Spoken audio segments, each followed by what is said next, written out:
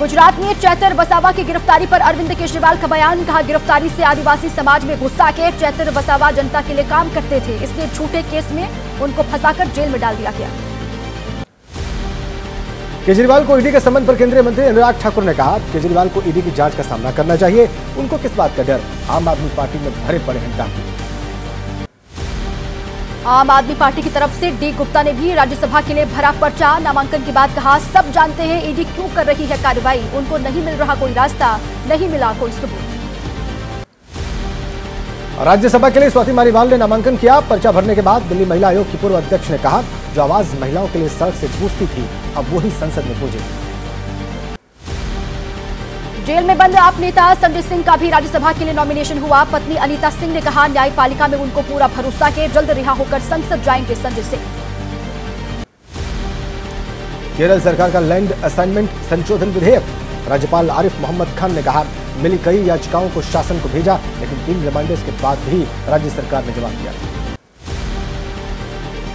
बिहार के मंत्री चंद्रशेखर के बयान पर तेज प्रताप यादव ने नसीहत दी है, ऐसे बयान से बचना चाहिए, इंसानियत का धर्म सबसे बड़ा धर्म है। बिहार के शिक्षा मंत्री चंद्रशेखर के बयान पर केंद्रीय मंत्री मीनाक्षी लेखी ने कहा, ऐसी गुलामी की मानसिकता से ईश्वर सबका पिंड छुड़ाए, हम प्रार्थना करते हैं ऐसे लोगों का समाप्त हो मानसिक क्लेश।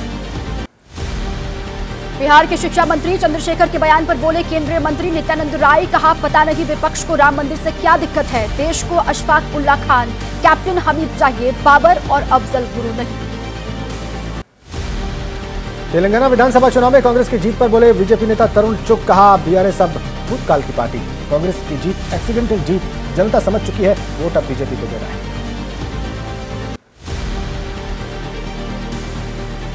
मुंबई में बीएमसी हुई एक्टिव, अवैध पार्किंग और सियासी दलों के अवैध होर्डिंग्स हटाने का फैसला लिया गया। होर्डिंग लगाने वालों के साथ ही छापने वालों को भी नोटिस जारी करने का निर्देश।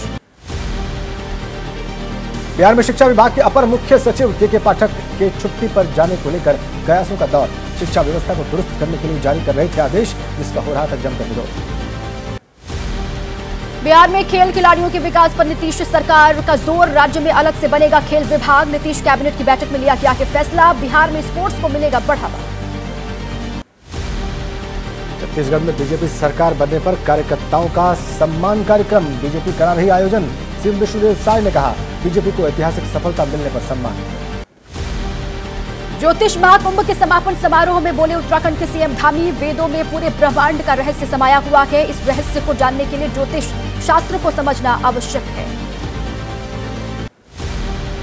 कुश्ती संघ के अध्यक्ष संजय सिंह का बयान, कुश्ती संघ का निलंबन नहीं हुआ।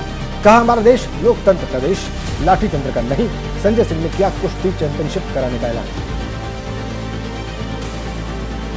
अब आइए 9 सेकंड न्यूज में वक्त देश से जुड़ी तमाम बड़ी खबरों को देखने का है।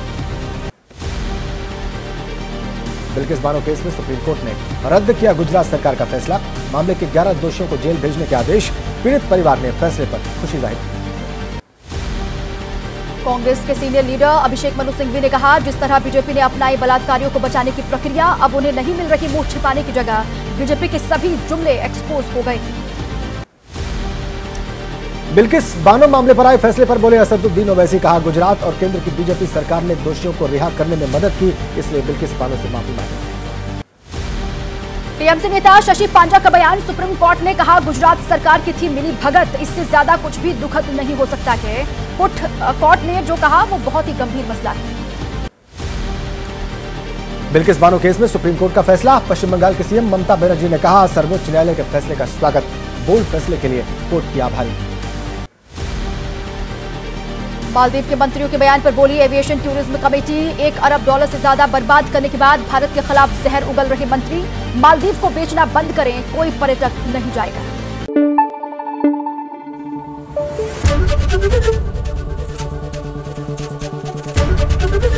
एबीपी न्यूज आपको रखे आगे।